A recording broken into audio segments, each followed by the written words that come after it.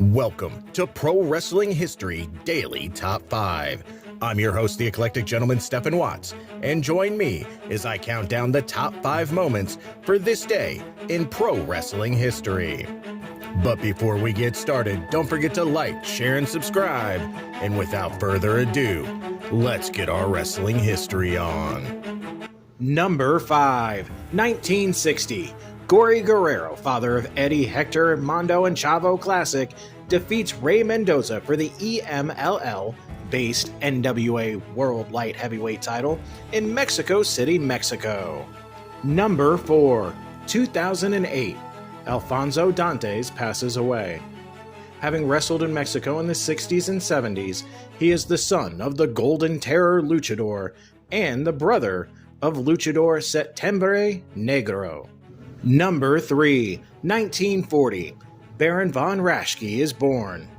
Raschke was a 3-year letterman with the University of Nebraska from 1960 to 1962.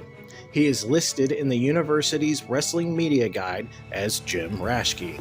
He also played football for the Cornhuskers as left tackle in 1959 and 1960. After a successful amateur wrestling career and stint in the United States Army, Raschke pursued a career in professional wrestling where he was a stalwart for the AWA. Number 2, 1999. Curtis Comes Home, a benefit card to raise money for Brian Hildebrand, aka referee Mark Curtis of Smoky Mountain Wrestling and WCW fame, who was battling stomach cancer, was held at the Ice Gardens in Pennsylvania. The card saw participation of WCW, WWF, and ECW wrestlers and raised $30,000 for Hildebrand, who continued to fight the disease until passing away on September 8, 1999. Number 1, 1985. At a WWF television taping in Poughkeepsie, New York, Randy Savage squashes Jim Young with a flying elbow smash, then announces who he has selected as his manager, ending weeks of speculation that Bobby Heenan, Mr. Fuji, Jimmy Hart, Johnny Valiant, or Freddie Blassie would be selected.